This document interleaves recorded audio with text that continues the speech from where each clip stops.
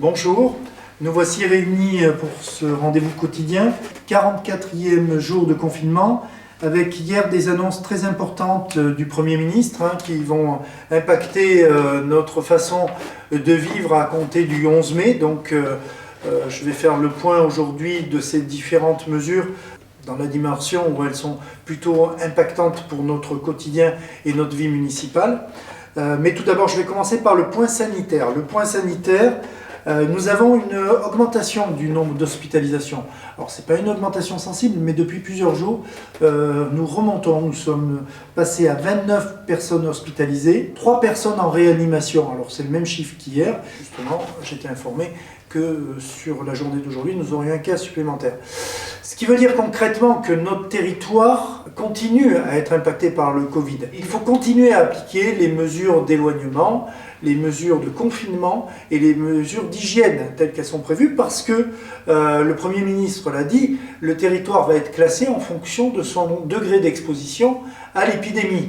Et nous voyons depuis quelques jours que sur notre territoire, nous avons des chiffres qui se dégradent, peut-être liés à un ou deux clusters plus géographiques, mais il n'empêche que cet élément n'est pas neutre et a des conséquences sur les mesures de déconfinement. Alors, premier point, restons vigilants. Le deuxième point, tel qu'il a été énoncé par le Premier ministre, c'est une stratégie de déconfinement basée à la fois sur la protection, sur les tests et des mesures d'isolement.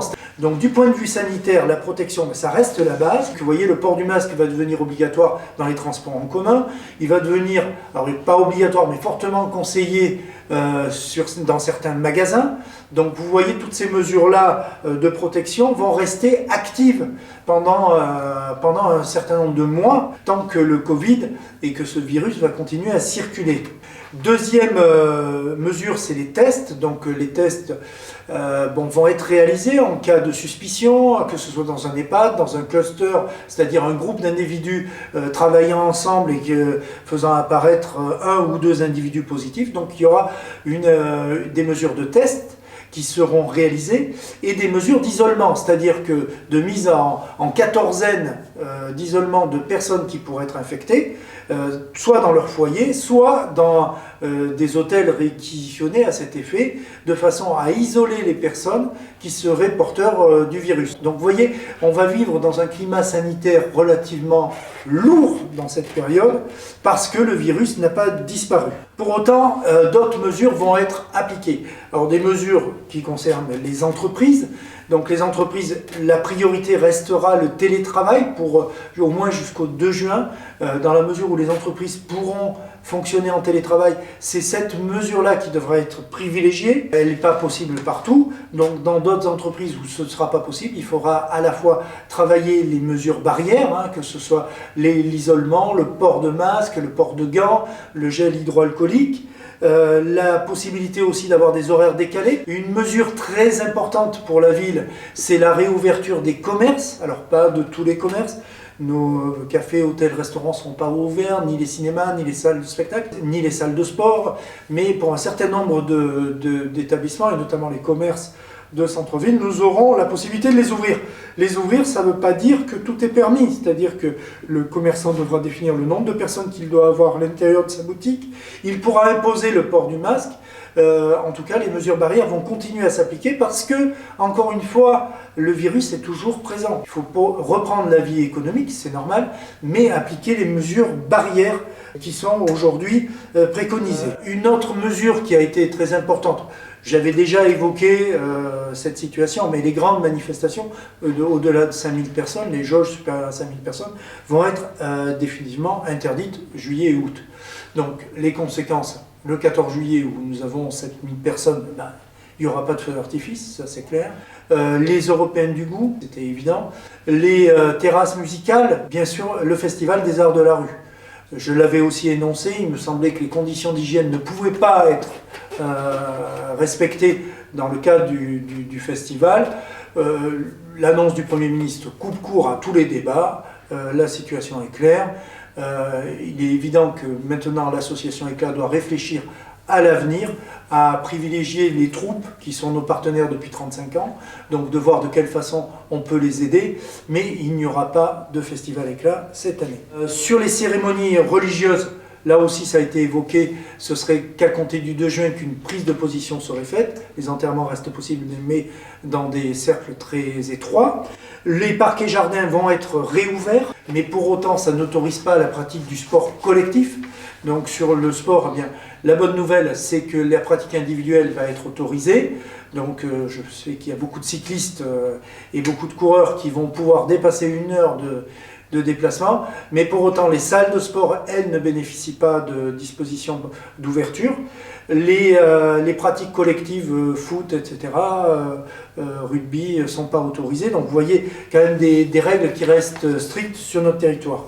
Une règle importante, c'est les déplacements au-delà de 100 km qui sont interdits. Donc on reste dans un territoire de 100 km, mais c'est toujours mieux qu'1 km. Sur les écoles, alors sur les crèches d'abord, tout d'abord sur les crèches, donc les mesures proposées par le Premier ministre sont conformes aux dispositions que nous étions prêts à appliquer sur nos crèches. Donc pas de difficulté majeure, la limite à 10 personnes et puis avec des règles de circulation sécurisées fait que les crèches de la ville d'Aurillac vont pouvoir reprendre un fonctionnement globalement satisfaisant, certes dans un nombre de places disponibles limité, mais qui devrait répondre aux besoins dans des conditions sanitaires parfaites. Sur les dispositions concernant les écoles. Alors les écoles, peut-être le premier point que je souhaite évoquer, c'est que les parents sont libres de faire revenir leurs enfants à l'école ou pas. Deuxièmement, nous avons un comité scientifique qui a donné un avis négatif sur l'ouverture des écoles maternelles et sur l'école primaire. Le gouvernement a fait le choix de demander la réouverture des écoles à compter du 11 mai, pour un maximum de 15 élèves par classe. Ce choix, à titre personnel, je le regrette parce que je pense que le comité scientifique avait une position qui me semble être porteuse de bon sens. Aujourd'hui, les écoles de la ville d'Aurillac, de toute façon, pendant la période de confinement, étaient réouvertes pour les enfants de soignants et un certain nombre de publics déjà déterminés. J'avais accepté cette réouverture parce que des règles sanitaires strictes ont été appliquées, et respectées d'ailleurs, appliquées à la fois par, bien évidemment, les enseignants, les personnels mais aussi les personnels des écoles, donc nous étions dans des conditions sécures. Sur l'ouverture des écoles de la ville d'Aurillac, je souhaite, compte tenu de l'obligation qui nous est faite de cette réouverture, en tout cas ce choix fait par le gouvernement, je souhaite que ces mêmes règles soient appliquées. Donc une école sera ouverte que dans la mesure où les conditions de sécurité sanitaires seront applicables et pourront être respectées dans des conditions acceptables de fonctionnement. C'est-à-dire que, école par école, classe par classe, nous allons déterminer le nombre d'élèves maximum qui pourront être accueillis dans chaque établissement. Les critères qui feront que des enfants seront pris ou ne seront pas pris dans l'école seront accueillis. Les enfants de soignants et bien évidemment les enfants d'enseignants, il y a une liste un peu plus large.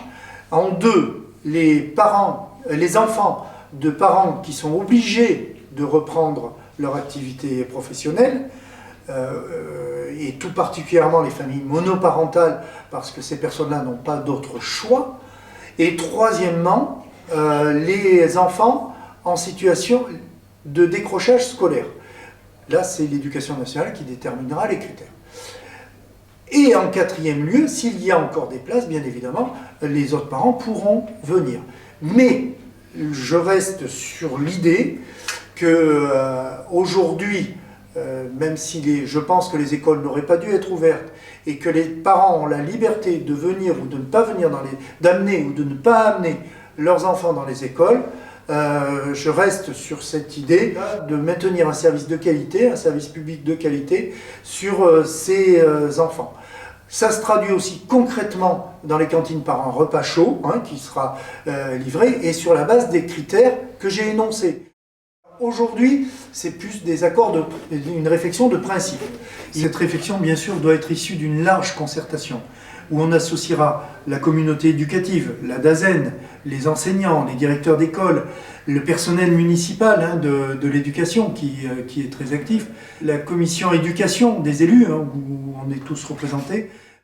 Bref, une large concertation, la fédération aussi des parents d'élèves, les DDEN qui sont nos partenaires aussi dans le cadre de cette réflexion. Bref, une communauté très large, dans un temps très court, malheureusement, mais qui va nous permettre de solliciter le maximum d'avis pour travailler à une matière qui nous est essentielle, l'avenir de nos enfants et particulièrement l'éducation de nos enfants dans cette situation très délicate du Covid.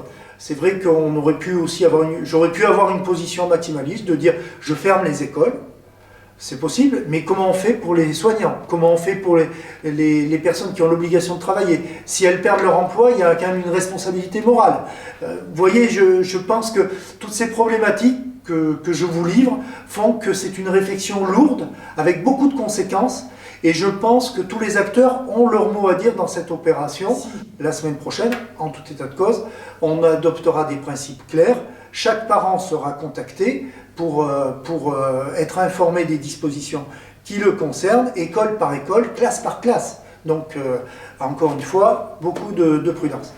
Quoi qu'on décide, je pense qu'il y aura beaucoup de critiques de toute façon, mais que le rôle des élus, c'est de prendre des décisions et d'essayer de prendre des décisions justes en fonction de valeurs, de critères qui sont aujourd'hui importants, et que la sécurité sanitaire doit être le premier critère. Donc, respectons les règles d'éloignement, respectons les nomenclatures telles qu'elles vont nous être proposées. Il y aura du gel hydroalcoolique, les TAP seront accompagnés de la même façon, etc. etc.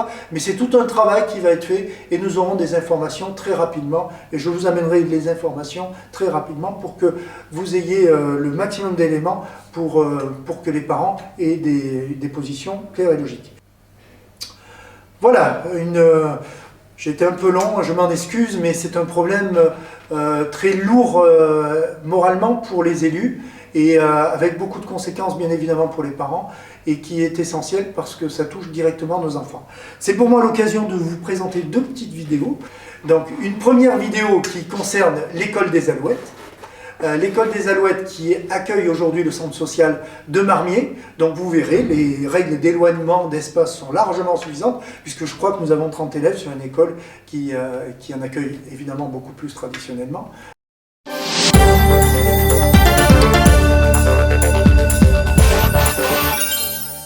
Reportage à Aurillac, école des Alouettes où 25 enfants sont accueillis chaque jour, accueil de loisirs en ce moment pour les vacances.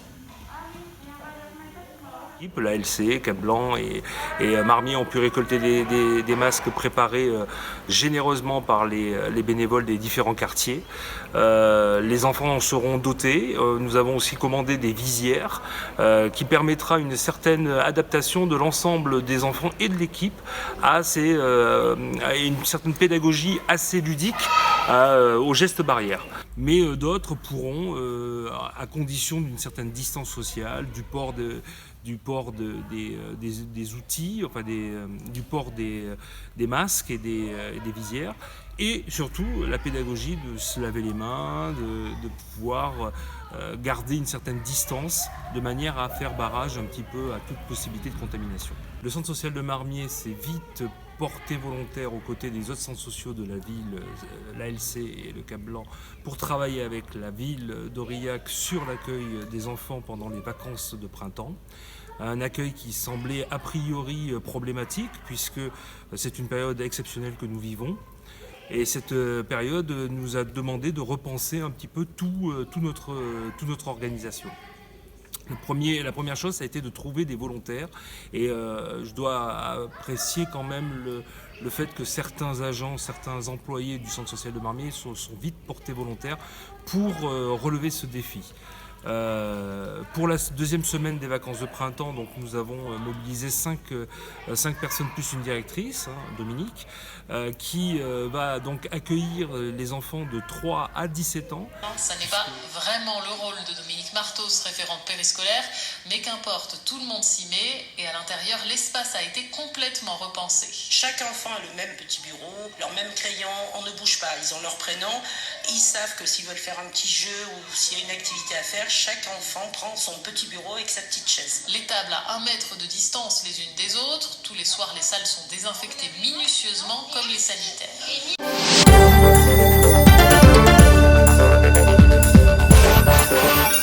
Et puis une deuxième vidéo qui concernera le terrain de Marmier où nous avons eu un accord avec l'école d'équitation qui va mettre ses chevaux en pâture sur ce terrain puisque vous savez comme nous que les clubs hippiques sont fortement impactés par la situation du Covid et qu'ils ont besoin de pâturage. Donc c'est une opération gagnant-gagnant pour la collectivité puisque le terrain va être pâturé par les chevaux et le club a pu comme ça se fournir sans avoir à payer de l'aliment.